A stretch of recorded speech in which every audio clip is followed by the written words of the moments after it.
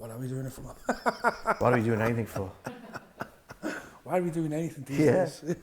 It's not weird, we're all going to die. It is, we're all going to die soon. So we are here, we're indoors now, Keith. We are.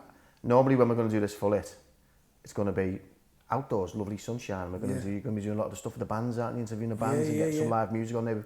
We've already recorded some great stuff as well. That's ready for content. We've had some good bands out there, you know, some good local acts, you know, like Zuzu, and we've got apparently Drew the Gun are going to come in, and we've had the Red Run Club and various other people, others out there do stuff, you know, like the actual space itself's a great space. It's great for us, isn't it? Yeah. And it's a great spotlight for them, and it's a great like kind of. Well, let's go to I want to start with you talking to you, Keith Mullin. Yeah. What is your earliest childhood memory? What's the first thing you can ever cognitively remember as a kid? The first thing I can remember, living, I don't know, first memories really are about, I suppose there must be about 5, or 4 or 5. That's a good way back. That's a good way back there. I don't mean that in a disrespectful age way. I mean anyone who thinks back to 5. I'm more, and just sort of growing up as a kid with my sister and my brother. And my brother wasn't there then, because he wasn't born. He came a little bit later, a couple of years later. But growing up with my sister and just them early days, memories of. Where was that? Where are you from? Well, we were originally living in Kirkdale, around that way, and then my dad moved out to Seaforth. But I always remember those early days, because they were the days when really you used to go to your parents used to go to your grandparents every Sunday. Yeah, well, yeah. Do you know what I mean? Absolutely, mate. And I always remember, and my nan lived round the corner from Goodison in Kirkdale. That's where my mum grew up, and she was a piano player. My nan, and I always remember my first memories of her. She was one of them people that was when a piano was a piece of furniture in the house. Yeah. Do you know what I mean? And she could just pick anything up and play piano. And one of the first memories of that was really the parties that they used to have in the house. Because you, of course, back in the day, every pub had a piano, didn't it? Mm-hmm. And that was the form of somebody would get on the joey and they played a bit of a sing along. Yeah. And I always remember sitting there when I was a kid when they'd have Christmas parties in my nan's or various other parties, and watch my nan playing all night. She'd be on the piano all night. Peggy, give us this one. Peggy, give us that one, because that's what they called her, Peggy. And I remember the earliest memories thinking, you know, she must have been having a terrible time because she wasn't like the rest, enjoying herself. She's working. But I didn't realise at the time she was probably having the time of her life. Yeah. Do you think because it's interesting to work out where your first passion for music might have come from. Do you think it might have been that? I can remember as a kid, one of my earliest memories is listening to 78s of Frank Sinatra. Yeah. And sort of on my own, we had this massive. You say about a piano being part of things. You remember the big, massive record players? They cabinets in the big. There were cabinets with record players in there, and you lifted them up. So we had one of them, and I used to sneak off and play Frank Sinatra tunes. And yet I never. What's interesting, I never pursued any kind of musical career, or could I? And yet you have. I mean, music's been your life, really, hasn't it? Yeah, totally has been my life. And that may have been one of the triggers, maybe listening to that music and that all that. That and my dad. My dad died this year. He passed away this year. Sorry to hear that. During COVID, you know. But he his passion for music. He played guitar, and he got into music. And my nan really being musical, and my uncle Arthur, he was my dad's brother. He was musical. They were from that generation that. Well, my uncle Arthur was a merchant seaman, and he used to bring records back from New York. Yeah. And he had a huge record collection. That was the George Harrison thing, wasn't it? Yeah. The old Cunard Yanks used to bring the Cunard Yanks. So they were part of that generation, if you like. And so I remember it from that perspective. Now, my first ever gig was when I was 5, right? And my first ever gig was my uncle Arthur, who was a jazz obsessive. He took me to see Duke Ellington's orchestra in Southport Theatre when I was 5 years of age. And apparently I was well behaved and I nodded all the way through and enjoyed it. You stroked your beard. in jazz aficionado fashion. With me pipe. And did you look away going, nice? Yeah, basically, yeah.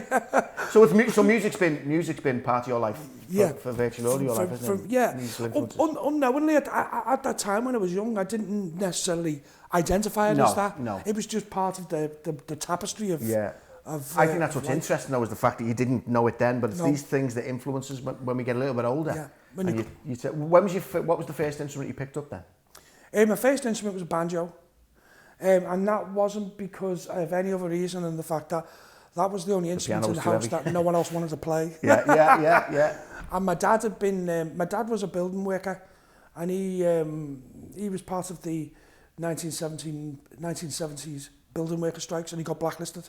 And so he was working a lot on the black market at that time.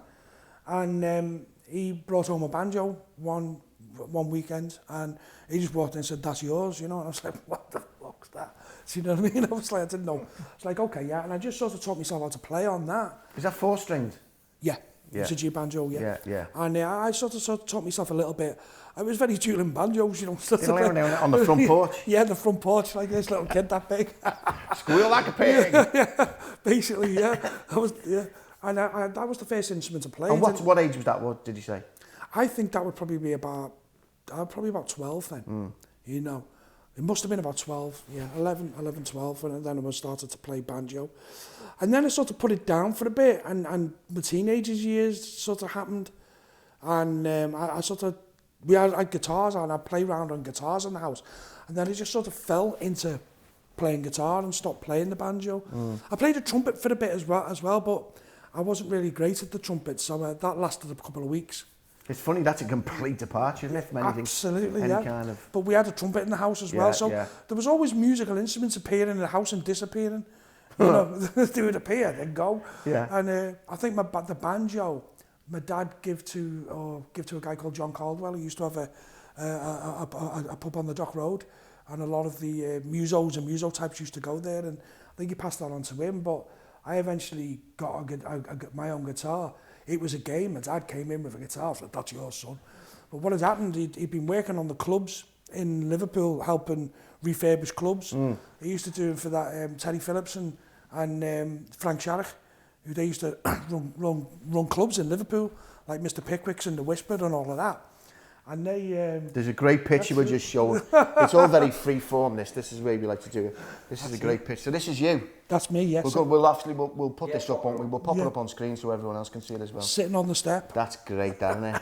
How old are you there then, do you reckon? I reckon I'm about 3 there. That's a natty pair of check trousers there, my friend. I think that's from your early jazz days. I was a dresser then. You tell you what. That's a cracker. And what I love about it is you obviously don't know the photo's being taken, or you do and you're being really kind of... Let me put my lollipop down, take me a serious one. That's a cracker. I was born for it then, you know what I mean? As you can see, it's like, we will pop that up. That is lovely, that, yeah. So so this is it, so we're on to your teenage years then. So how many bands were you in? What was the first band you joined? What was the first inkling that took you from, you know, playing on your own and playing thing to going, you know, I wouldn't mind actually having a go and being a part of a band? Well, the teenage years and growing up and listening to different music. Still then? No, we'd moved up until Waterloo, around that area at that point. And I was into, you know, I sort of got into the T-Rex and the Sweet and Slade and all of them things. The glam rock gear, you know. And David Bowie in the sort of early 70s and stuff. And I'd gotten into that, and I was really into the music, and we were in school. And then I just started to pick up the guitar and learn that stuff. And then punk happened, basically, in the late 70s. And I grew into that, going the football, into the music thing. And obviously leaving school into unemployment because there were no jobs when I left school. And so that... When did you leave school? What was that? When did you leave school? Yeah, 78. Right, okay. I think it was 78. Yeah, 78, round about then. Dismal times. Dismal times. I was 80s and it was horrible, wasn't it? Oh, absolutely Liverpool terrible. Was not a great place. It's always been a great place to be, but not a great place to be. I remember walking to school one day and talking to one of the lads who was, I can't remember his name. He was about to leave and he was in the 5th form and I was in the 4th. And he was like, I'm walking in, I'm getting a job. He said, I remember him talking to him when my dad said that the unemployment's getting bad and it's probably going to be really bad for when you leave. And when we left that year, we were probably the first comprehensive year that started to experience quite bad unemployment. Yeah. There were no jobs when he came out of school. And that was the beginnings of like the 80s. Yeah. You know, so it was that at that point really that I started to really thinking, I couldn't get a job, so I was working on you know, as a labourer for the brickie. Yeah. Where, as and when you can, running up and down a hod with cement and bricks on my shoulder. Did that myself, pal. Yeah. Back in the, have you seen hod carriers now? Yeah. It's all, you need 3 forms to fit it. I'm not lifting that. Yeah. Used to be all on the hod, yeah, mate, up like the that, ladder. yeah, up the ladder and down, getting fucking mortar thrown at you, wouldn't you? If you ain't quick enough. Do you know when I was working on the hod, and God love him, me mum being me mum, she made me, she said, I used to come in, your collarbone used to get terrible, didn't it? Yeah, absolutely. Used to get all burnt and rubbed by the thing, you know, rubbed by the hod. Yeah. And my mum made me something out of a pair of tights with foam. And she went, yeah, I put that on. I said, you want me to walk on a building site with a pair of your old tights on with a bit of foam in my shoulder? Because it throws me off the scaffold. But it was a tough job. What denny were outfits? They were 50 denny, they were thick, like American tan. Made my arms look massive. No. No, they were tough times then. They really, really were, you know. Yeah. But I remember it fondly, you know, in a weird sort of way. It's like, you know, I remember the camaraderie between, you know, because I was going to, my dad was getting me bits and bobs of work, and I was never really in a permanent job. I was just running from one thing to other. I was on a YTS scheme when it was, I remember that, because all of the lads around from around our way, all of them got on the same YTS scheme. All of them, right? And we were all just like another day in class then. Yeah, it was like school, but you were getting paid 13 quid a week. Yeah, so you know what I mean? We were all on this YTS scheme, but we were all on as grave diggers. All of us. We were all on this thing, and we were all on as grave diggers. Well, as on with years now. Yeah. I remember when the casual thing started, we were all like casuals, but we all shaved our hair and all marched down. I remember I was marching down by Crosby way, the grave thing there, all marching down there. One of them going, come on, one of them pretending was with the shovels. With the shovels over his shoulder. I remember all locals looking like that. Who the hell are these? It was hilarious, you know. So you're Crosby ways then, and then so you're going through it. You've left school in that bleak time, and you jump from job to job to job. And where does the music kick in again? Where does it sort of traverse again back into that? Although you've obviously still always liked it. Yeah. Well, it was very much a family thing, because everyone listened to music, and my dad again and my mum were very much into the protest side of things and the protest side of music. So they're very much into, you know, Bob Dylan and Joan Baez and all artists like this. So I'd grown up listening to that, and I was still listening to that. So he gets to around about 1981. And my dad comes to me, he's a union member and a TUC member, and he said, look, there's this thing called the People's March for Jobs. So London, you know, and I think you should go on it, you know. Not like, you know, do you want to go on it? Yeah. I think you should go on this, lad. We voted for you, lad. Yeah, basically, yeah. You've got to go on. I'm like, fucking hell, I don't know if I want to go on it. But it was like, it took me down. It said, like, can I take your shovel? Yeah, basically. He's going. And there's like, the CUC guys, yes, sound all right, Roger. So I got on it, and then what I did, I went away. I said, I don't want to do this on my own. So I went away. And the little gang of hooligans I was hanging around with then. These are all the Evertonian hooligans? Yeah, and Liverpool. Yeah. Liverpool and Evertonian. You know, sort of the first embryonics of that casual thing, which was called Smoothie in them days. It wasn't called casual. I could manage to convince some of them to come on this march with us. Come on, it's like, you know, it's against Thatcher, it's against this. And I managed to convince it. And we went on that People's March for Jobs down to London. And I took my guitar on it. So part of the look, I took my guitar and played songs all the way down. I remember learning a song called Joe Hill. I dreamed I just thought about Joe Hill last night, as live as you and me. You know, the Union song, just learning that song and all these protest songs. Just so I could go on this march and shine. Do you know what I mean? There might be some girls that fancy me with the guitar. And they're on the bus going, do you know any Roger Whittaker? Basically, You're not a proper folk guy. So you get back into the music sort of thing then, and it's becoming more of a part of your life then, really, isn't it? I suppose.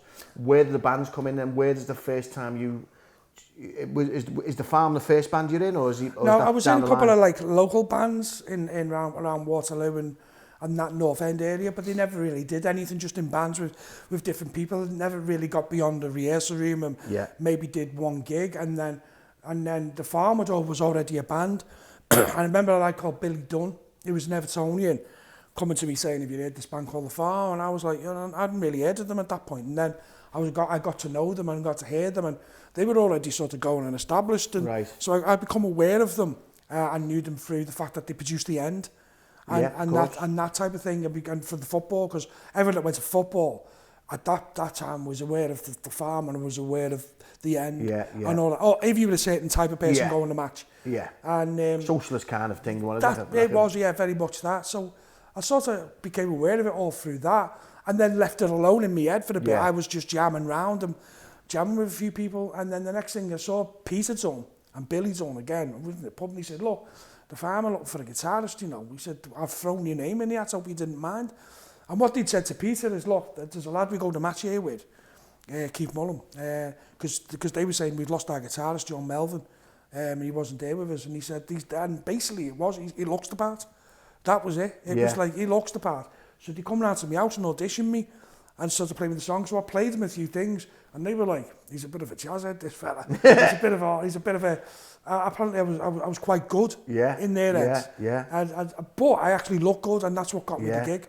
The fact that I looked like them that got me in the band. I think I could have played shit and it got me in the band. But what do you mean image-wise? It looked what they wanted. And what are we talking about image-wise? Are we talking the Ben Sherman t-shirt? What are we on? Ben Sherman, Fred Perry, I think I had Fred on Perry, of course. Lois jeans, which I've still got on now, and a pair of probably I don't know, I might have had a pair of kickers on or something. No, it was probably a pair of Samba. You know, because and the Lois jeans, Lois jeans, So I probably had a pair of them because I looked the part. That's how Didn't know you could still get Lois jeans. Can you I've got them on now, Are they imported now, them ones, or where'd you get them? I get them online, yeah. Still got me Lois online, Lois. You know what I mean? That's brought back big memories for me, Lois. Yeah, it's crazy that. Yeah, just that name. Fantastic. Oh, they were great. And Eager and Fruit of the Loom and all them.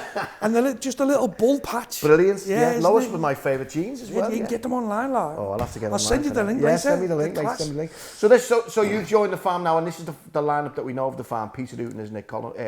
Carl Hunter, Roy Bolter. Roy wasn't in the farm at that point. Yeah, he didn't join till later, but I've got a story about him joining. It's the funniest thing ever, because I'd gone on a music course, and I'd gone to Mabel Fletcher's College of Music and Drama, I think just before I joined the farm, and spent a year there doing the PMC course, which is a preparatory course in light music, because I just wanted to learn how to read and write music, and I blagged my way on the course, basically. You know, I couldn't read music or nothing, you know. And but I got my way on it, and they let us on, and I knew of Roy on that, but all these years later, I remember we'd lost the drummer. Obviously Andy died, and they were looking for a new drummer. We got someone called Mick Anratti, but then Mick Anratti left after Andy, and we were looking for a new drummer. I remember us turning up on Wood Street. Remember the old street warehouse on Wood Street? Yeah. Where Holmes building. Used to be, Roy was in there. He had a rehearsal place. There was a few rehearsal places around there, wasn't there? We had there. I remember turning up, and he opens the door and goes, "What do you want?" We said, Peter like spoke to you on the phone before. He goes, "Yeah, come back later. I'm busy." Shut the door on us. We're standing there going. Peter goes to me, "He must be good." Shut the door. Yeah, we can't get hold of him. We need him more now. We need him more now. So then we went in and listened to him, and again, it was he was a great player, Roy. He still is a great player. But also, he looked the part as well, you know, so we got the gig too, you know. That's where I've been going wrong all these years. I've never looked the part. I need to start looking the part, mate. I think it's important, you know. I mean, if it's important for most artists, isn't it? Yeah, it's true, you know, the way you look. So my beginnings of the farm, my first gig with the farm was a place in London called Merlin's Cave. I remember it distinctly. That was my first gig. What was their track? What was their trajectory? Were they signed then, or were they just kind of on the verges of people who were taking notice and saying these are decent? They had an independent record deal with Fire Records at that point, but I'd never actually met them, so I'd sort of joined them when they had that deal. And they were recording new singles and releasing records, so I had to sort of up speed myself pretty quickly. I had to learn all of the music and then get ready for the recording of the next single. So I had to learn what the old guy played and then see if I could introduce some new bits to it, which I managed to do on that first single that they released, which was a single called, first single I played on with them was called Some People, you know, and I remember we played it in over in Manchester, and that was my first time I'd ever been in a studio. You know, and they were going, "Oh, you've been in a studio before?" I was like, "Oh yeah, you know, I was blagging." Blagg's a big part of it, isn't it? Oh yeah, no problem. When you go in there, and I remember standing, I'd never been in a studio before, never done that type of thing before, so I just sort of winged my way through it. Did you studio with them before gigging, live gigging? Or were you live gigging with them? Or? I was live gigging with them, then did the studio. Then did the studio. Yeah. It was, you know, and then really joining that band, it was the right band for me because one, it's the right people. Two, it was where I culturally fit. Yeah. And it's really become my life, you know, in a way. It has become my life, you know. What age are we talking now then, and what year is that? Are you talking 83, 80? 80, I think, Peter thinks I joined in 86, but I think I joined in 85. Oh, right, okay, so it's a bit later than I thought, yeah. And how old, and what age are you then? What are you looking at? I think I'm probably about 25 at that point. In your prime. In my prime, yeah. I was a lean, mean fighting machine. I tell you what. And did you instantly get on with all the lads? Has that been a connection that you've carried on with? Yeah, you all still close? yeah, we all got on because we all had various things in common. Yeah. You know, one being the politics, the other being music, the football. Different flags, different teams, but it doesn't matter. You know what, when me and Peter talk about this a lot, about, you know, the rivalries and the different football, it was a different time then. Yeah. It's not like what it is now, it's horrible now. I mean, just to give an example, the Merseyside derby in London, at that time, I went to that Merseyside derby in London, Merseyside, with, there was me, Mickey Dyes, an Everton fan, Jed Thomas, who was a Liverpool fan, he passed away last year, and another Liverpool fan called Mark Horn, both road enders. And the four of us went in a car to London to do the Merseyside derby thing, you know, and there wasn't any thought in our head to say that we shouldn't do that, because we were going down there and we were together, going down there. And I remember he goes all the way down there. We stayed in a squat in Kentish Town there, which I think was a guy called Mick Duffy. I'm sure it was a squat at the time. It was again someone else who was known at the match here at Liverpool. And we stayed in that place with a load of Evertonians who were, you know, Andy lads, and a load of Liverpudlians, all in the same place, in the big smoke. Us against them then, I suppose. Us against them it was, yeah. Because it was... And I remember the next day, trying to get into Wembley, because I think we'd lost our tickets or something. So we were there. That happens a lot. Yeah, it was a lot. Mate, we've lost our ticket. Where's my ticket? I've got my banjo, got my shovel, where's my ticket? And my guitar. And we get in there. And anyway, getting in there. But Jed, who's the staunch Liverpool fan, come round the end with me and Mick and wouldn't go in the Liverpool end until he knew we'd bunked in. Yeah. Do you know what I mean? Yeah. So we go there, come back, and then we're driving all the way back to Liverpool in the car. We're going through Nevin, we're driving through Nevin with Mark Horn, and he said, where the friggin' hell are you taking this car? It's like, oh, you got to get out. Like, what do you mean you got to get out? I said, we've got to take the car back. I said, what do you mean? You've got to put it back where I got it from. I'm like, you what? And it was like, it wasn't his car, do you know what I mean? So we he borrowed it? He borrowed it, yeah. That's an early form of car rental, really, isn't it, when you think about it? The man was you know, he was innovating money. At least he was taking it back to where it's... He took it back to a fellow called Mr. Hertz, didn't he? And the rest is history. And like, you know... But isn't it funny that don't take this the wrong way, because I'm a red, you're a blue, but do you think the rivalry has happened now because of the way Liverpool have kind of trajectories, and Everton in the 80s where the plumbers were, and Liverpool, and they were fighting out. I don't think it's that. I think that's obviously part of it, but I don't think that's an entirety. Do you think it's a cultural difference then? Do you think it's I think there's definitely. You know what I also think though? I also think as well, segregation had a massive part to do with it. Yeah. Segregation had a massive part to do with it, and the televisation of the whole thing, the commercialisation of it had a massive part to do with it. Makes you more tribalist then, doesn't it? Because when me and you used to go to a derby in the 80s, we could be standing next to each other in the car, or you could be standing next to me in the street end.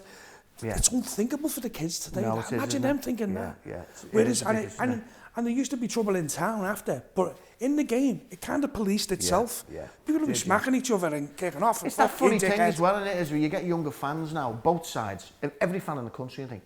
And they seem to think that if they act like a dickhead, and they give someone a crack, that the older generation of fans are going to go, that's the worst possible thing. I know, You know, you look at them and I see some of them, and certainly from a Reds point of view, I can go out to places and I see these lads and throw an ale. This idea now where you're sitting watching an indoor football match on a telly and a goal goes in and you get swilled. I know, what's that about? Since when has that been anything other than a pain in the ass? You know, I avoided all at great lengths now because of that, because I find that there seems to be this acceptance that the more of a nutcase you are, more of a dickhead the more of a dickhead you are, the more you're sort of ingrained in it. And it's the worst, isn't it? It's you're a blue, aren't you? And I'm a red, and I don't understand it. It's a different generational thing, isn't it? Well, that's why we can, all these years later, and that's why I can be in a band with a load of reds, and they can be in a band with a blue, because it never even entered our heads all them years ago to have that type of bitter rivalry.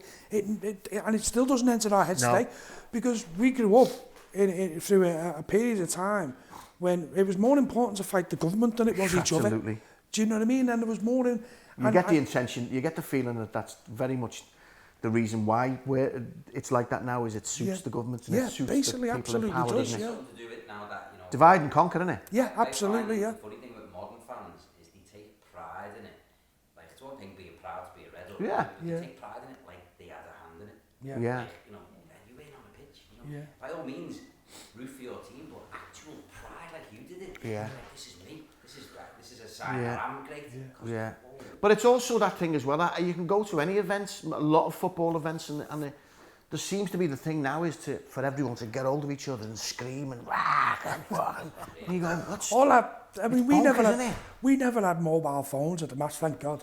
In them days, there'd be a lot more people in jails at the not half, not more organised, wouldn't it? Fucking not half. We never had mobile phones in them days to all film each other bouncing up and down, and I get it, and I don't want to knock people enjoying themselves. No.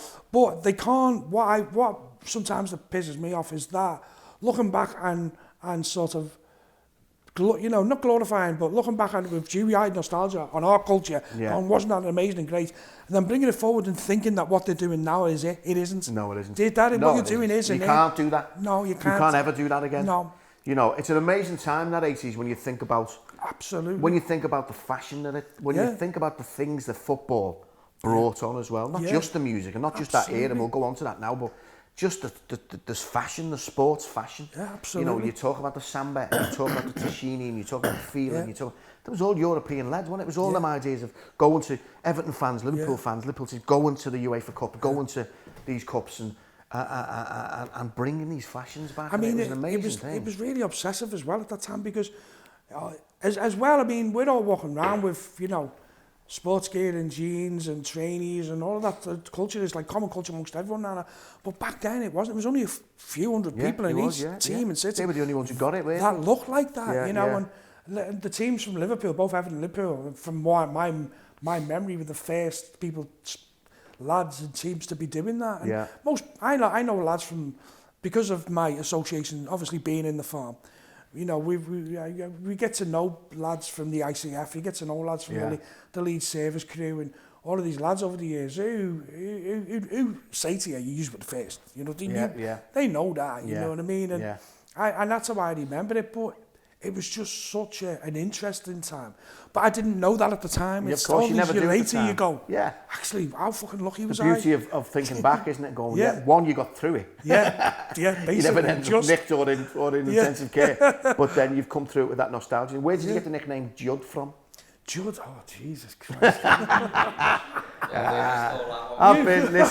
I've been primed for you, pal. Our Judd, that really surfaced on a tour of Scotland. Because on a tour of Scotland, and I think it was to do with some of my behaviour at the time. Love it. Because if there's a film called Kes... I was just going to say, is it Judd from Kes? Yeah. Judd. Yeah, Judd. Yeah. And it was a lad who used to come to the fans, did you know that nickname? There was a lad from him... There's a lad called Macca who used to come everywhere with us. You've been weighed in by someone. Have I? Yeah, fucking hooting, innit? Might not be. Well, and he used to call, some of my behaviour, I suppose, warranted it, because he used to sort of bully the little Kes, didn't he? And, and he, and he was like... He killed his bird, for God's sake, chucked it in the bin. Yeah. He killed the star of the film. But I think it was more them Macca taking the piss out of me. That moment in the film where Judd's looking in the mirror and going, "Oh, the ladies are going to be looking tonight." Is that where Judd's gone? I think he thought at one point in this tour of Scotland, my behaviour warranted that nickname. So let's get back to that then. We'll go because that segues nicely into where the farm were then. So you've started live gigging with them. You've done a recording.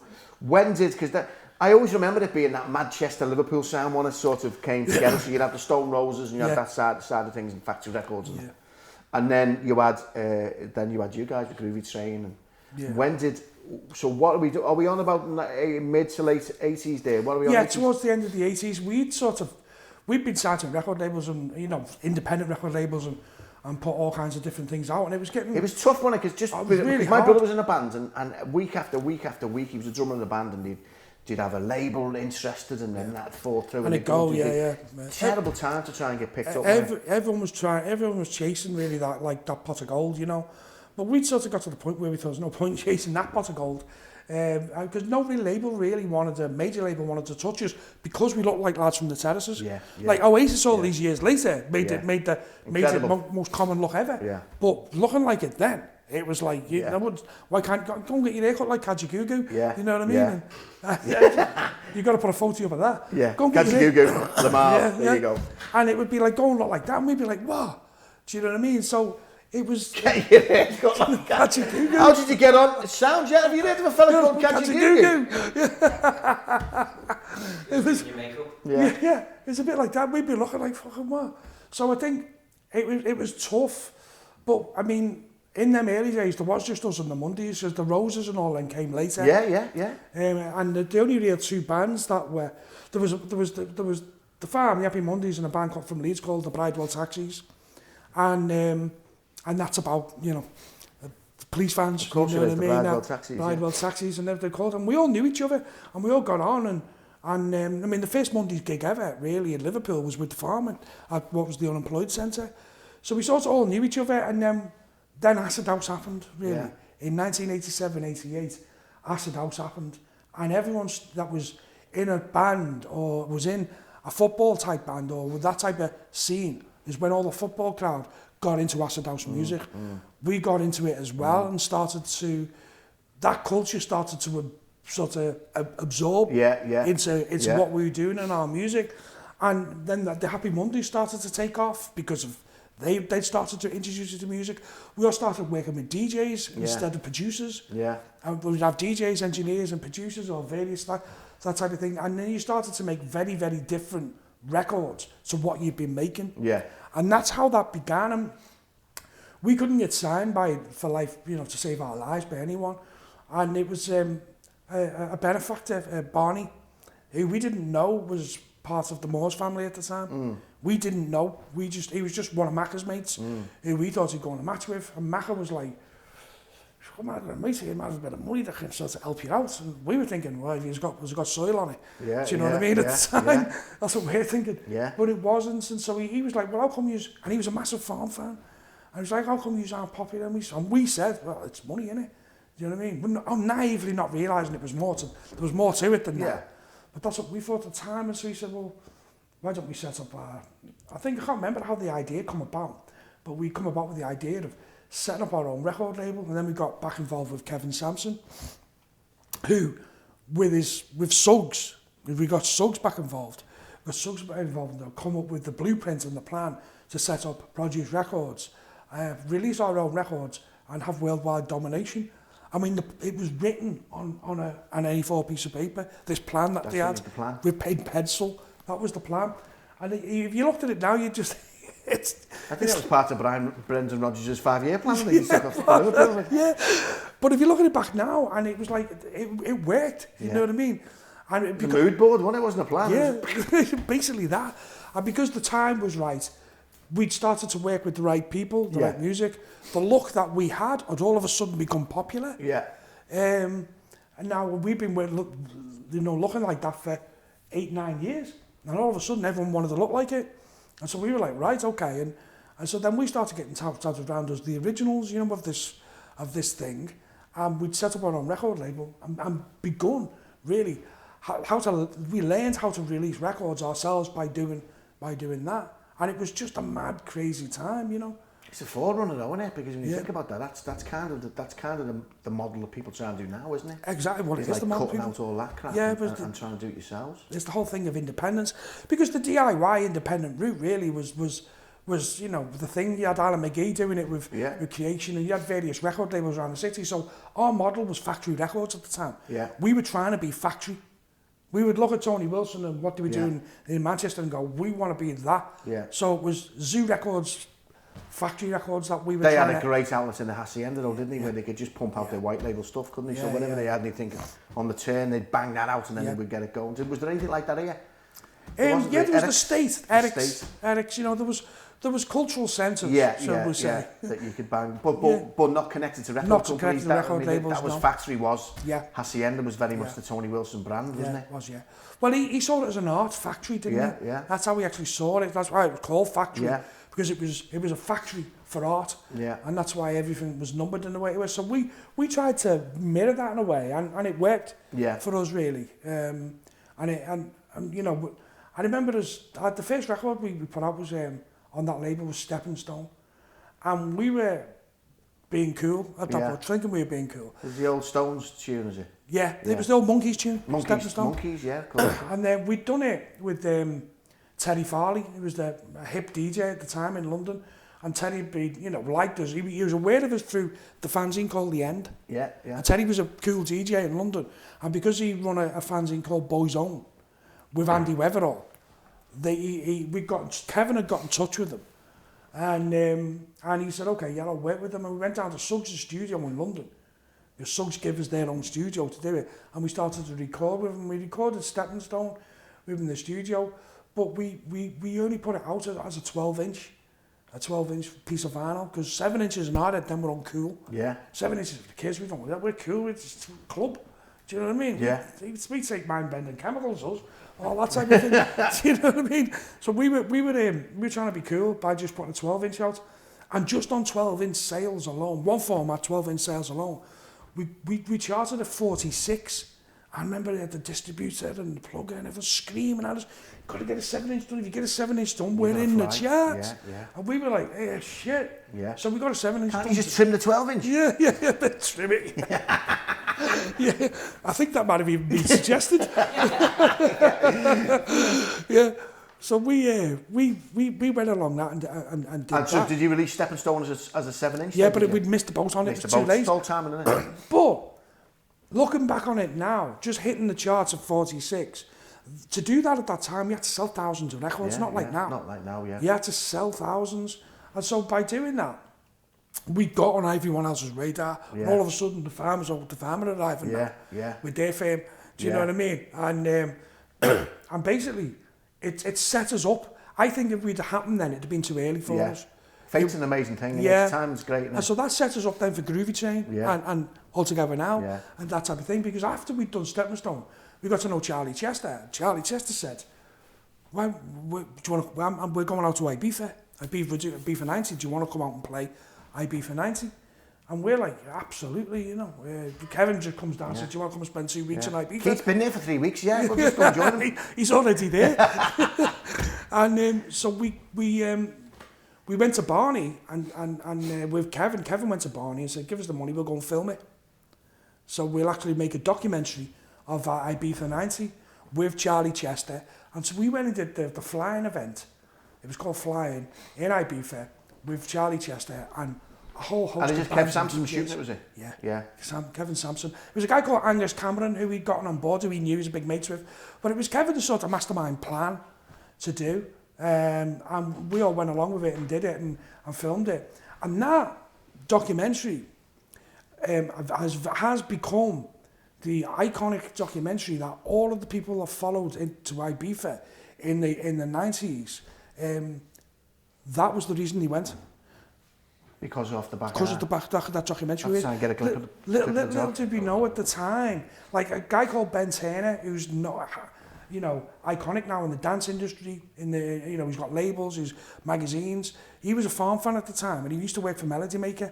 And he always says, he remembers that summer 1990, watching that documentary and going, I want to go there. And he went there and he completely changed Ibiza. So what was the format of the documentary? It followed you out there, so you stayed there for quite a while. What were you?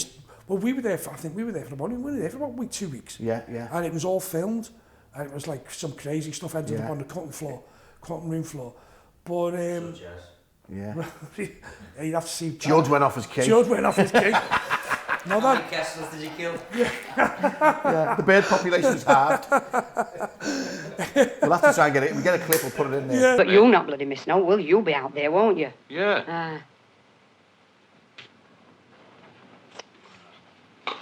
Well, just smart looking kid, isn't it? Some bird's going to be lucky tonight. It's God's gift to a woman. Fancy buying me a brandy and pep tonight? I hope it keeps high for you. No, we had I transformed into another character when I was in Ibiza.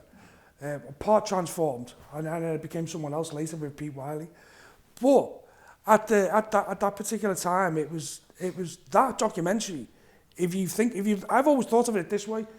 Ibiza after that became really commercialised. Yeah, of course, yeah. And I think it was that documentary. Whenever you hit something like that, and whenever it's a revelation, then yeah. It was our fault. It's like that great. It's your fault. It's like that great quote that George Harrison said about being in Hamburg with the Beatles, and he said people, unbeknownst to us, people were slipping things into our tea. And after a while, we started slipping it into our own tea.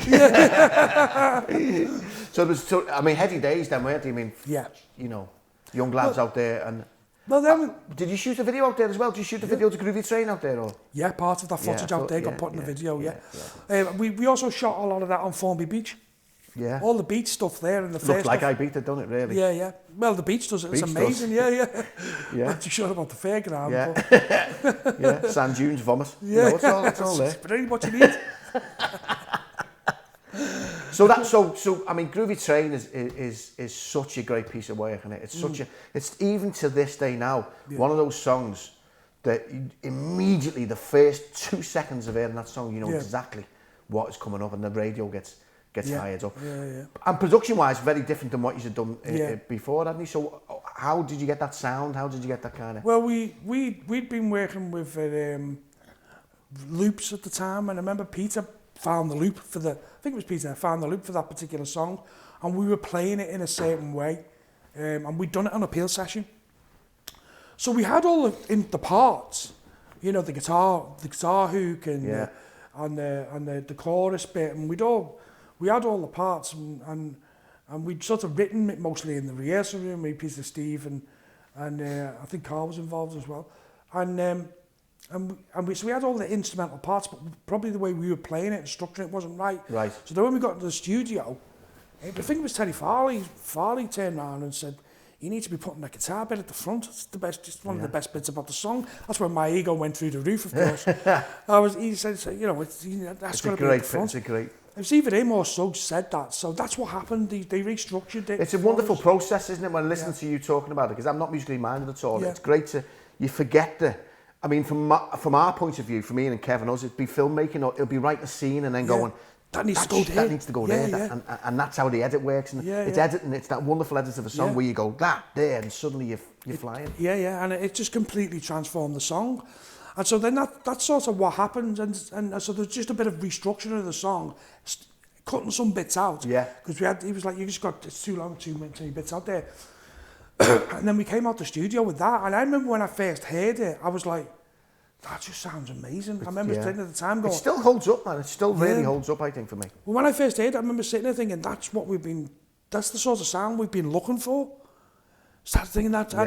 And I've always, and I'm sure you must do this with film, sometimes when you write a song and you record the song, and you find the right format for it, it's like it's got a life of its own. It's like it's always been there, but you just have to discover it. Yeah, that's what it is. Do you know what I mean? You've unearthed it, haven't you? Yeah. But it builds lovely. It's brilliantly produced as well. Did you produce your own stuff at that stage? No, it was a guy called Mark Saunders produced that along with Suggs. And Terry had his own put in. And was Suggs very active? Because Suggs had Zartage as well, didn't he? His own. But you were independent for that. Yeah. You weren't under Zartage, but would you consider him a kind of a mentor or consider him? Absolutely, yeah. Suggs was great. You know, we had lots of good, interesting evenings with Suggs. Into tonight, he was absolutely great. Helping us out and mentoring us, producing.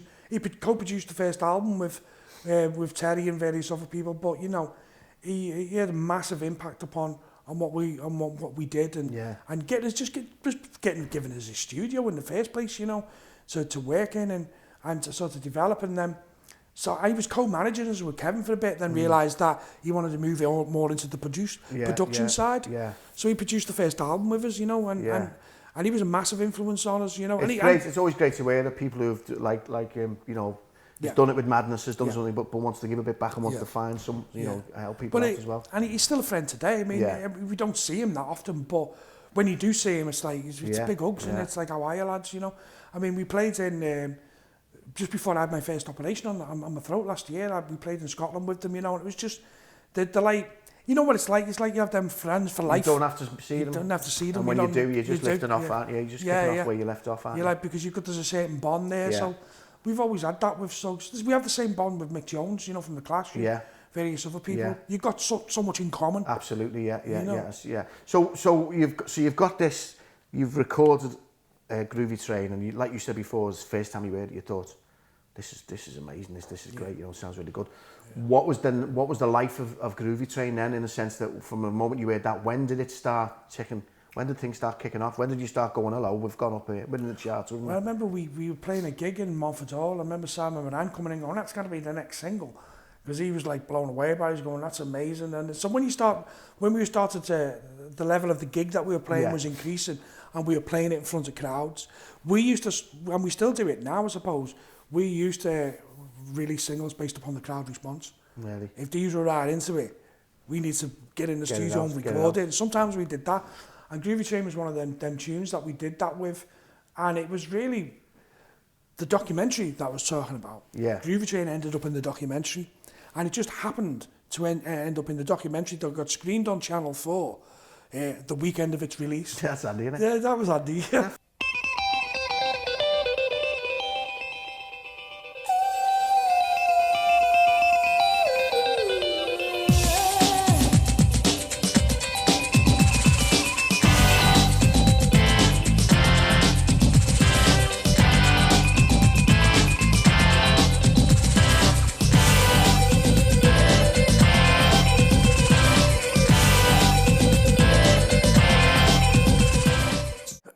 I think that was a Kevin Sampson swoop. He was actually working for Channel 4 at the time, but he didn't tell them he managed us. So he sort of went into them and said, these people have made this documentary. I think it's great. You've got to see it. Brilliant. And then were the days when you could just turn a TV thing around quickly. Yeah, absolutely, yeah. And it got the highest youth culture viewing figures of any TV programme that year. I'm surprised Kevin Sampson isn't head of Channel 4. I wish he was head of Channel 4. I do as well, yeah. It's amazing, isn't it, that? But that's an age-old thing now. No matter how good you are and how good your product, you just need a little bit either side. You need a bit of a helping hand. You need fate. You need a good timing. You need someone who's going to go, right, that'll be great there. And then it all kicks off, doesn't it? You got to have the product, but then you got to have all them other bits. If you haven't got them other bits, it's no good having the product. Yeah. I was fairly quickly then. It was, how long was it? It was number one, wasn't it?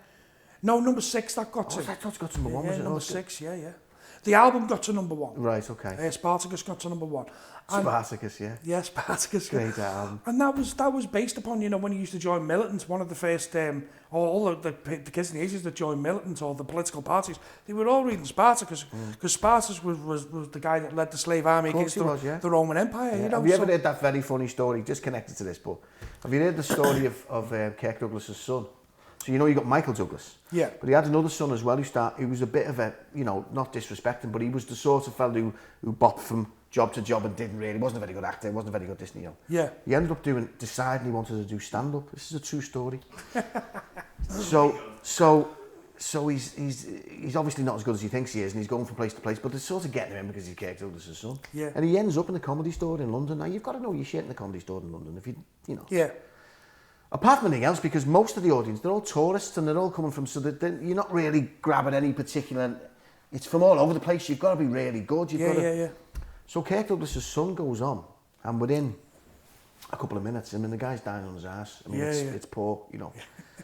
And people are just starting to boom and all that, get off and all that. You know, he did the famous thing where he went, someone booed him, he went, you can't boo me! Yeah. You can't boo me! He said, do you know who I am? Yeah. This is true. He went, you know who I am? He said, I'm Kirk Douglas' son. Yeah. And someone at the back of the room went, no, I'm Kirk Douglas' son. And they all, one by one, started standing up going, no, I'm Kirk Douglas. Did they? Quoted Spartacus and just killed him off. But it's just the Spartacus line, isn't it? Yeah, I love that story. That's Yeah, it's brilliant. a great one, isn't it? It's possibly the greatest heckle. Yeah. The greatest group heckle, I think, ever committed to fans. That's brilliant. It's brilliant, that one. No, I'm kicked up. No, I'm just one single voice at the back. Yeah. It's beautiful. We'll have to cut to a clip of Spartacus there saying, no, I'm Spartacus. No, I'm Spartacus. I'm Spartacus. So, just tell me, I'm interested to know what it's like around that time and how you're feeling. If you can remember how you're feeling as a young lad who's now suddenly you kind of everything's taken off at once. It was mad. It was crazy. You know, we were the darlings of London. You know, London club. Which is even better for lads like you, because also in the back of your mind you're thinking, "Fuck off." You know, that's the thing about it, isn't it? It's you're not falling into it. No, you know it's bullshit. And you know we got obviously because we were good friends with Charlie Chester and his club firm, and Andy Weatherall and Terry Farley, and so we were, you know, we were all going to all the club nights, and we were doing all the PR the way we should do. Yeah. And we were the darlings of Clubland, if you like, and we were the press loved us, and every record company in the country was trying to sign us because we had our own record label. I remember even we'll give you $1 million advance. And remember, Seymour Stein come to Kevin Sampson and said, I'll give the boys $1 million. £1 million. I'll give them £1 million to sign. And Kevin just looked and said, it's unthinkable. And he couldn't understand. He said, what do you mean? He said, well, they're not going, they've got their own thing here with the mates. I'm not even going to go to the band with £1 million because they'll tell you to fuck off. Brilliant, and we would have at the time. Now you'd have gone fraud. At the time, we would have done that. But we had £4 million in the bank. Why the fuck do we need your million? Do you know that was our attitude? And we were like, we were very, very staunch sort of about like the independent thing at the time. 6 months later, it was all different. Like, you woke up like that. Like that. What happened? Where are you? Get that fella on the phone, Kevin. Where's my money gone? Well, I mean, did you have them occasions as well where you're in the club and you're partaking in all the things in the club provides, and then you hear the farm song? Did you ever? Were they like? Was that ever on in them kind of clubs? We used to go to after every gig. We'd be going to club nights. I think we probably indulged a little bit too much, you know. Yeah, but that's interesting. That's interesting because that's part of what I'm always interested in. What has brought you here? Yeah. And where you are now in the life you've got, and that you wouldn't be there. No, it's all very much part of your backstory. So that was all. Obviously, everything then is on offer, isn't it? Well, yeah, you got to think as well. You got to think like. And it was the decades of decadence, wasn't it? You know what I mean? Well, it was decades as well of nothing. We all grew up with nothing. We had nothing. You know, I was fortunately working with Roy at the time when we took off, but I was self-employed. I'd had to become self-employed. Roy Bolter. Yeah. And me and him were running a music course up in Wood Street. But Carl was at uni and Steve, I think, was unemployed. But we'd all had years of the dole. We had nothing. Yeah. So all of a sudden to then have nothing, to have everything. Yeah. We probably went a little bit over the top with it, you know what I mean? And it's hard not to, though, isn't it? It's hard not to. Well, you're entering into a place where everyone's telling you you're amazing, everyone's telling you great, and you can have whatever you want. Everyone's saying, do you want this, do you want that, and pushing stuff on you. Yeah. And so you're like, hey, yeah, go ahead, hey, yeah, go ahead, hey, yeah, go ahead, hey, yeah, go ahead, hey, yeah, go ahead. It's like that, the John Lennon line, in it, and Fame, in it, what you want is in your limo, what you need. Yeah. You've got to borrow what they give is no tomorrow. Yeah. Everything is just there. Yeah. You don't necessarily know any price or consequence of it. It's just there. It's just there, yeah. And so that was weird. That was a bit weird. But at the time, it was just like being on a roller coaster where you're just going. And for all that, you haven't got that time to take it in. And for all the times you've struggled and all that, that must be amazing. Yeah. You're thinking, you know. Well, also you think it's going to last forever as well, course, and then it doesn't, you know. But we had a period there, we were like a couple of years there where we couldn't do anything wrong. Yeah. And we'd sort of, we'd made enough money, we all started buying houses and doing things like that, you know, which was unheard of at that time for us. I mean, when we first went to Ibiza at that time, that was the first time... The lowest jeans came by the box. Yeah. When we first went to Ibiza, that was the first time that some of the band had ever been abroad. Yeah. Do you know what I mean? Yeah, so absolutely, To go from that, then to having everything. Yeah. And of course, did you tour the States as well? Yeah. The States is where we probably all went a little bit off the deep end. Yeah. Are you allowed back? Sorry? You're allowed back, yeah. I'm allowed back in, yeah, just. Only if his name's not George, just him. Just George. George, yeah. Allowed back, Glenn Monaghan. No, he's not, no. Yeah, he tried to bunk the train in New York and got nicked. I was Did you? You can't. You won't have none of it there, will he, mate? No, You I do don't anything mess like about that. there. So how did, when you were in America, did you become Dr. Love? This was coming. Do you know about Dr. Love? I know about Dr. Love. Yeah, she's a lucky girl. Yeah, absolutely. So you have, obviously, you've been chucked under the bus again here by I am. Yeah, well, I think the don't worry, we'll be getting Newton on here, so don't worry. Don't worry, we'll be exchanging a few for Peter. Don't you worry about that. I'll be giving you some shit on him. So yours haven't finished yet, though. So watch it. Oh shit. Yeah. So you've gone to the States. You start touring the States and all that, which must have been unbelievable, must it? Because I mean, this country's enough. When we were still on an independent label, then we were on an independent label here, and what we'd actually done is because we hadn't signed to anywhere else in the world, and we'd only ever thought of releasing records in the UK. We hadn't thought of releasing records anywhere else. Yeah. It was only when a load of independent labels from around the world started getting in touch with us and speaking to us in foreign languages. We were like, what? Anyone speak Italian? How did business-wise you handle it? We had to get someone to interpret it who could speak many languages for us to know how to do it, and various lawyers. We had to employ people to do that. So what we did at that point was we stayed on our independent label in the UK and then signed to Warner Brothers for the rest of the world. Right, okay. And that's how we dealt with it. And so then Warner Brothers took us to America, and we were popular in the States then, man. I couldn't believe it. It was like it was just weird. You're turning up in mad places in the States and all these people know who you're at. But if you think about it as well, you've got the way people sell products, and you were the product, they'll have said, was there 5 in the band? Yeah. So they'll have said 5 guys from Liverpool, like right away. Yeah. You're getting the links to the Beatles and the legacy they've left in the States. Yeah. You've all got that look. You've all got a great look. Yeah. You can see why America would have lapped you up. Yeah. Young, funny lads, Yeah. Well, it was funny because the Mondays and the Roses had gone out there before us, and we sort of followed them. Just left them scratching their heads on the Microsoft beds. What's going on here? And it was just very, very strange. And the Dr. Love thing happened in America. Yeah. But Dr. Love began in Ibiza. Right, okay. It began there. It started. I remember before I said I was transforming. Yeah. I was changing from Judd into Dr. Love at that point. That's beautiful, isn't it? So, Red Dragon. and just a load of skin found in a room when Now I became Dr. Love in Paris. Right. Well, the place to be, Dr. Love, isn't it? Yeah.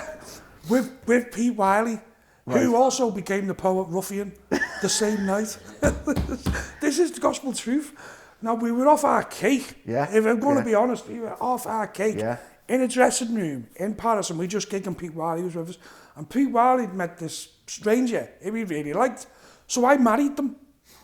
I conducted a service. Right. And actually did this service and blessed them. And I think it was Pete said to me, you now are Dr. Love, and I became Dr. Love at that point. And I think I'd been up for about 2 or 3 days for after it, and I was Dr. Love, and then I'd sort of... On the honeymoon, you were on the honeymoon? Yeah, with them. And I remember when we were going to America, because we went to America not long after, and I remember Kevin Sampson to me saying, when you go to America, Keith, you've still got to be, they're going to love Dr. Love. And I was like, I'm fine being Dr. Love. Do you want me to continue being Dr. Love? And he said, you are Dr. Love. Jesus Christ. So I went to the States and I was Dr. Love. And I mean, it was ridiculous. I ended up giving relationship advice. I was on radio shows. You were on radio, weren't you? Yeah, you had me on radio show. No one realised you were a fully qualified doctor. No, I didn't have a clue. Or any qualified doctor. Yeah. I had my own radio show for a bit over there. I was just doing this weekly thing as Dr. Love, giving relationship advice out to teenagers. Like the wrong person. The wrong person to be giving that out to. Absolutely, yeah. So how long, did you live in America then, did you? No, we just toured it and we just went round it. And then, I think, we'd done a couple of tours. We went back for a tour, and then I had an accident in San Francisco where I fell off a cliff. Yeah, I've been asked to, ask about that, You fell off a cliff, I fell off the cliff, yeah. Were you bird watching? Yeah, I was probably on the cliff doing something I shouldn't have been doing. Yeah. I was egging. You was egging, yeah. Someone was egging you on. Just a bit. And I fell off the cliff. You fell off a cliff, yeah. And I ended up having 40 stitches in my head and breaking my hand. And and stuff. And Bad, wasn't it? it wasn't me, it was Dr. Love. He fell off Dr. the Love cliff. fell, yeah, of course, yeah. Off the cliff, yeah. Pushed by who, was it? The poet ruffian? Yeah, the poet ruffian, yeah, the poet ruffian. So that's probably where Dr. Love left you. I think I left him near the bottom of the cliff of San Francisco. What was the height of the fall? Sorry? Wow, I think it was about 40 foot. You know, I was lucky because what I did, I fell back off this cliff face because I was on this cliff face saying, let's do a comedy thing. Yeah. You know? Yeah. And the person agreed to it. Yeah. So as I fell back, there was like a rock sticking up and our head smacked the rock and it straightened me up. And then I got stuck between the cliff face and the rock. So I was like that with the tide coming in on my legs. And, fully clothed though? Sorry? Fully clothed? Yeah. Yeah, fully clothed. Yeah. And I then had Some to... fucking comedy sketch, that one. Jesus Christ. I then had to climb back up. So I climbed back up. With all your head split open and all. Yeah, losing loads of blood and all that type of thing. And then I walked back to the car with Kevin Sampson, with the people that we were with. And he was engaged in something he possibly shouldn't have been engaged in. But then he turns around and sees me and he faints because of all the blood. So I have to fucking pick him up. And it's, at this stage, it's a good job you're a doctor. Yeah. Excuse me, I'm a doctor. I had to pick him up and put him in the car. So we're driving to this hospital and he comes round again, takes a look at me and fucking faints in the car. So I'm getting out the car and into the hospital and taking him out. And by the time I get to the hospital, I'm quite queasy. And you fucking kidding? You broke your hands, you've split your 40 stitches in your head. I was my ear as well, my ear was hanging off, because when you ever cut your ear, it fucking bleeds like hell, you know? Yeah. And basically, so I went in the hospital and they stitched me up, but then I collapsed in the hospital because the loss of blood, and then sort of came round and they gave me a blood transfusion at that point. But I said, I don't want any blood, just give me garlic and water. I don't know why I shouted that. I'm a doctor, don't you know? I'm fully qualified. I'm qualified in the Hospital of Nerve. I'm a doctor from the hospital. You must have been on a vampire trip. Yeah, definitely, yeah. Just give me something else. Definitely. So we got it. We got the fall in San Francisco. Yeah. I was just going to ask you about All Together Now, the other track that the band's really famous for, and how that came about production wise, because it's lifted from a piece of classical music, isn't it? Yeah, it was a BR tribal loop that we were playing in the rehearsal room, and Steve came along and said, I've got this idea. We used to call it the sheep music because it was on the sheep advert in the 80s on the TV. And so he said, he said, I think the sheep music along with this would be great if we could write something along to it. He's always liked that chord thing. And the farm used to have a song called No Man's Land, so Peter used the lyrics from No Man's Land to place into that in the rehearsal room. Lyrically brilliant, by the way, because if you don't know the story of No Man's Land, which is the German and English soldiers who at New Year's Eve, when it over Christmas, started singing carols to each other. Yeah. And then got out and played football, didn't he? They made a billy can thing and they made a trophy. Played football. It's a fantastic story. It's an incredible story, incredible human story, and then got back in the trenches and killed each other. Yeah. A story that sums up war, doesn't it? And the futility of it, and the stupidity of it, and the fact that these people, just because of some religious kind of thing, got together and stopped all that shit, and then, you know, and much better than Pipes of Peace does, quite frankly. His video might have been a bit better. Well, I remember sitting in the rehearsal room and we were in the rehearsal room going, we loved it, and we were going, but we all thought it sounded a bit twee. We were like, it sounds a bit twee, it needs toughening up a bit. And it was when we got it into the studio, I'd started to do my guitar bits and we'd done certain things, and then Suggs got hold of it. And again, he did that little bit of production magic with it, you know, and it was again that the dropout before the chorus was Suggs' idea. And all that type of stuff, putting them samples in there, really sort of toughen the whole thing up and give it a different perspective. And I remember the first time I heard it, I was like, I couldn't believe it was us. Yeah. And I said, is that us? It was such a departure though, wasn't it? But it was a brilliant, a really kind of, not that nothing else you'd done was credible, but that was such an incredibly brilliant piece of music, wasn't it? Did that get to number one? No, it would have been number one if it wouldn't have been for Cliff and Madonna. And another cliff interrupts your life. Yeah. the trouble is man's having cliffs. I'm a doctor, you know. And basically, what happened with that was we were set for being number one, and we were still on our independent label. And I remember I think it was the guy from Go Disc come to us and said, if you leave Produce and come on me, I'll get that track to #1. Because I remember all of our team we were working with at the time telling us not to put it out when they said, don't release a record at Christmas. You're going to be going up against Madonna and Cliff. And we turned around. I remember turning around and said, we want to go up against Madonna and Cliff. Fuck Madonna and Cliff. That's what we were like. We want to go up against them. And so we released it and we were neck and neck with them. We were like records away from them. But because we didn't have the mechanics and the sway and the power that the majors had at the time, they just nipped us in the bud at the time. Tremendous piece of music though. Yeah. A brilliant legacy, innit? Brilliant thing to... Well, yeah, it's I'll be honest with you. Your title for your podcast. Fuck Madonna and Cliff. Fuck Madonna and Cliff. Yeah. My trouble with Cliffs, it is. Well, did you fuck them? Well, you know, I to be honest with you, to this day, it's probably lasted a lot better than them 2 records because I can't even remember their records. No, exactly. They put out You the can't, time. can you? So in terms of a legacy and in terms of its time, I mean, this is like 30 years ago when I it's extraordinary. Sometimes I find that ridiculous with songs like that, and I put that in a category like with Blue Monday as well. And you go, Blue Monday's nearly 40 years old, isn't it? Yeah, it's mad, isn't it? It's ridiculous, and that's when you know when I listen to even Groovy Train, but when I listen to All Together Now. It's such a brilliantly put together piece of work and lyrically brilliant. It tells a story and musically fantastic that it defies age, doesn't it? Yeah, it does. Yeah, absolutely. And it's just a piece of music which you sort of. I mean, we've become synonymous with it now. Obviously, it's like most people are. A lot of people know that song before they can remember who the band are. Yeah.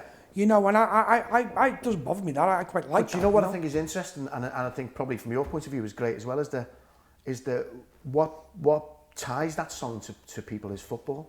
Yeah. And for a football fan, it must be a great feeling to know that is. It goes hand in hand with what being a football fan is about, not football. Yeah. I mean, being what a football fan is about. Absolutely, because it was very much. We're going back to what I was saying about the 80s and that time and our unity that we had in this city. That song summed all that up for us.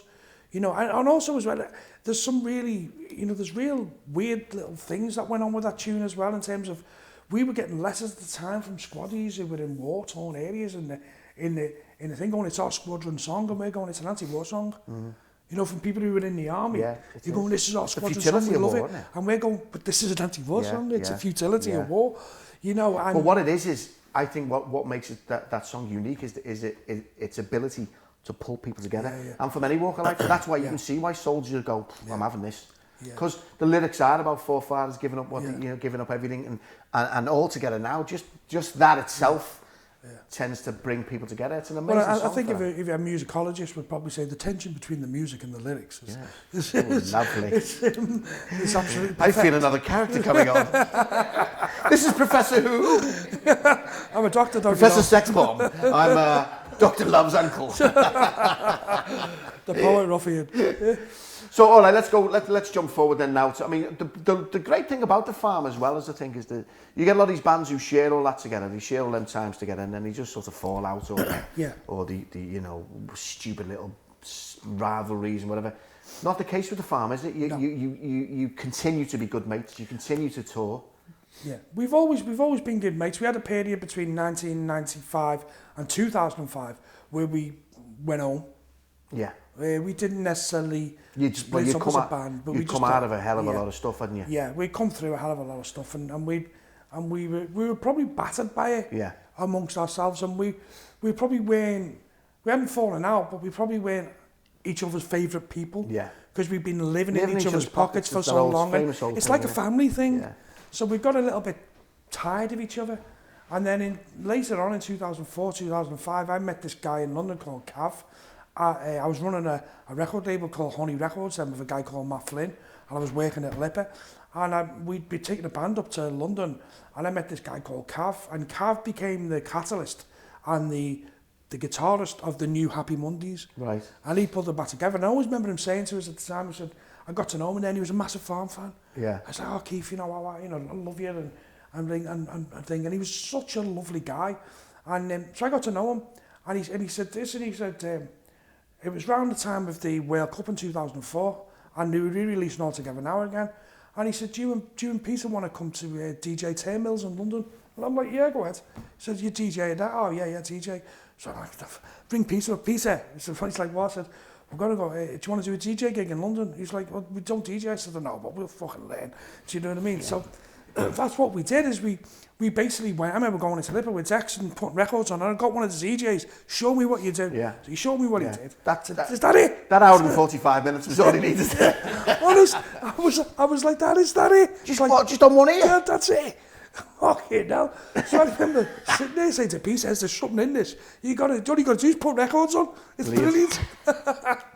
And you can earn money. They just want to pay us for it. That's brilliant. So they put us up in a hotel and they paid us. And we're like that. And then I go, fucking brilliant. Just put Yeah, fucking put this Barbara fucking Streisand on. Yeah, basically. And we had a great time, and we DJ'd, and we did it a couple of times there. But around that time, the Happy Mondays were getting back together, and they were doing Brixton Academy. And so the guy who was running, eventually went on to run Get Loaded in the Park in Cav, said, would the farm get back together and do this? So I remember one Christmas going out with us lunch and saying, basically got all the band together. We were doing Christmas dinners at that point. We were having our annual Christmas outing. And I said, look, we got this offer for the gig. The money was good, but we all sort of felt we wanted to do it. So we got back and we did that as a gig. It was our first gig in 10 years at Brixton Academy. It's still online now, the YouTube thing, because we sold the rights to a DVD of a company called Secret Films at the time. And I was sort of instrumental, I suppose, in helping pull that together. And we were again doing it all again independently. And then we started to get offers for gigs after it, but we never really, we'd started to gig again, but it wasn't a regular thing. And then about 4 or 5 years later, it started to become regular. We went out to, do it in a gig in Dubai. And it was at that point we started to realise, after doing a few gigs, we missed being in a van with each other. Yeah. That was the something about it. There was no pressure on us to sell records anymore. Yeah, that's it. There was no pressure on us to be They've almost gone cool. full circle, and it was where you were when you were first together. And that's what it felt like. Yeah. There was no pressure to do anything, and people wanted to pay us reasonable money to go and perform a bunch of songs, and were interested in us again. So we all just agreed at that point, well, okay, if people offer the gigs and the right gigs, we'll do them. And that's what we did. And we haven't stopped since then. And we then got picked up by Pete and Peasy, who managed the Bunnymen and all them. Lads. And they've just become, we're just family now. Yeah. They're part of the family. I mean, they don't. Pete and Peasy are two great lads. Well, they don't make a lot of money out of us. They really don't.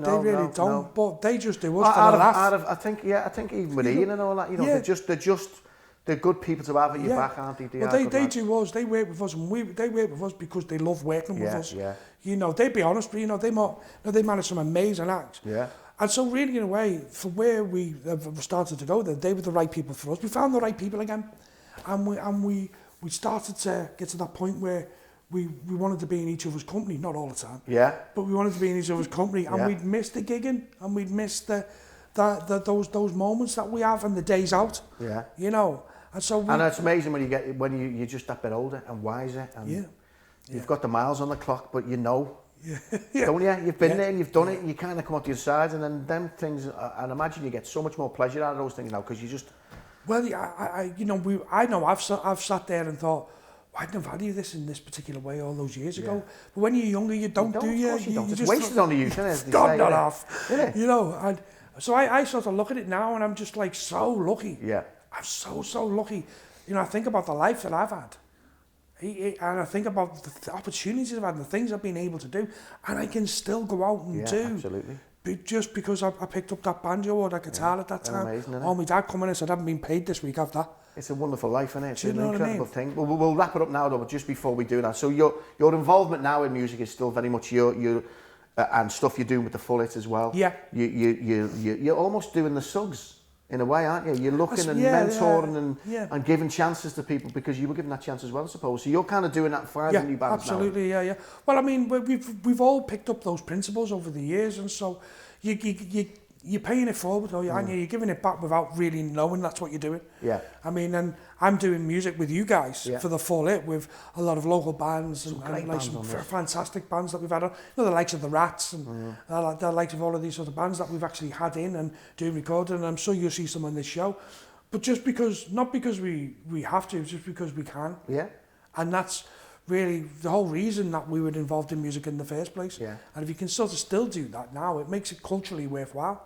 from my perspective, you know. And I'm happy, and I know you've had a health scare, but you're okay? How do you decide? I'm okay at the moment, yeah, I'm okay at the moment. I mean, that's, everything, touch wood, yeah, that started 2 years ago with me losing my voice and not being able to speak, and I'm going to the doctors and them telling me that I had acid reflux, which lasted for about 10 months, and then I got to the point where I couldn't speak, and then they went to get like a camera up my nose and looked down and went, no, that's what it is there. Incredible, isn't it? So they tuned me there, so then I had to have operations. It went away, then it came back. I've had to have more operations, radiotherapy. Last couple of tests I've had, it's fine. Brilliant, mate. I can speak now. I mean, I'm communicating now. I couldn't have spoken like this a year ago. So I probably lost the ability to speak for a good 18 months, 2 years. And that was terrifying. Yeah, I bet it was. In the sense that when you lose the ability to speak and the ability to communicate in that way, you lose your identity. Yeah. Your or part of your identity starts to go, and you don't realise it. And it's well, your confidence is going as well. Yeah. There's some moments there as well. You know, because I've been in places where, you know, Kathy, my wife, has said you can't speak or you can't do that, and people start to speak to you in pidgin English. You know, like incredible. Like you're like, yeah, incredible, isn't it? You know, like you're dumb or something. You know, I don't even, you know what I mean? They don't mean it. They don't mean it. They don't mean it. Thing, but that chips away yourself. Yeah, when you're inside looking at you're looking at them, and you want to say to them, I'm not stupid, you know. So I eventually got like this little app. That sounded like Hawkins, you know, on me, on Fuck my iPad. you. Yeah, I basically did. And there was these things we had. Fuck off. Just wait a second. Dr. Love says. Dr. Love. We did a single for the Everton Howard's Way last year on the stage in Everton, and the poor girl was like, and he said, "Oh, what about you, Keith?" And he went, and she went, "Oh, have you got a sore throat?" And then me being Kathy went, "No, Holly, he's got cancer." Oh, tremendous. She died a little bit inside. Oh. That was the aim. It's hard, though, isn't it? It is hard, and like you say, it does chip away, especially with you, because you know what you want to say, and you know what to say it, and when you can't, when that ability is taken away from you. Especially as well with my job, another part of my life is working in LIPA, which is lecturing. You know, that and that ability to be able to communicate in that way is a massive part of who I am now. Yeah. And to lose the ability to do that was terrifying. It was just tough. But I still woke up every day, and then I just took it day by day, and I just think, you know what, I'm lucky. Yeah. I'm not afraid of dying. I just wasn't ready for it. Yeah. And that's the way I view it. I'm not afraid of it. It is a good way. I don't want to. I'm just not ready for it right now. As Woody Allen says, I'm not frightened to die, and I just don't want to be there when it happens. Yeah, basically, yeah, that's it. Well, listen, Pete, it's been, Keith, it's been brilliant. Dr. Love. I was going to say Dr. Love first. Yeah. It's been a really good chat, mate. Long may it continue. Long may your health continue, and what you're doing as well, influencing bands and helping them out and stuff. It's been a great chat. Well, listen, thanks a lot for having me, because I've really thoroughly enjoyed it, and it's been great speaking to you. And you, mate. Thanks very much, Keith. And up the toffees. You nearly had me then.